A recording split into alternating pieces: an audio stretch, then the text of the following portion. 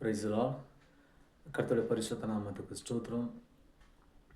கர்த்தர் கொடுத்த இந்த பெரிதான கிருபைகளுக்காக நேசப்பாக்க நன்றிகளை செலுத்துகிறேன். இந்த நாளில் கூட செப்டம்பர் 7ஆம் தேதி சண்டே ஆராதனைக்காக நம்ம வந்திருக்கிறோம். நம்ம எல்லோரும் இன்றைக்கு அவங்க சபைக்கு போயிட்டு தேவனை ஆராதிக்க போகிறோம். அப்போ ஆராதிக்கும் போது கர்த்தர் ஒரு காரியத்தை நம்மகிட்ட எதிர்பார்க்குறாருங்க.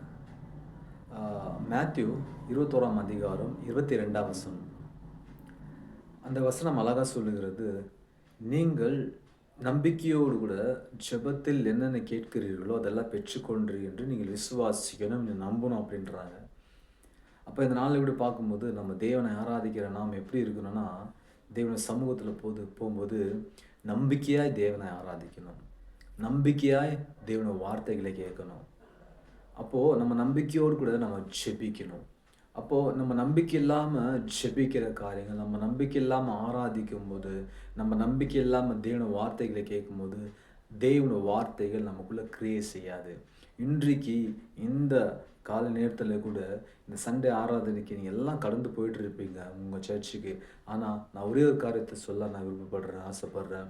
ஏன்னா நம்ம நம்பிக்கையோடு கூட தேவனை தொழுது கொள்ளும் பொழுது, நம்பிக்கையோடு கூட நம்ம ஜெபிக்கும் போது, நம்ம கேட்கிற காரியங்கள் எல்லாமே நம்ம பெற்றுக்கொள்வோம் என்று சொல்லி நம்ம நம்பணும்.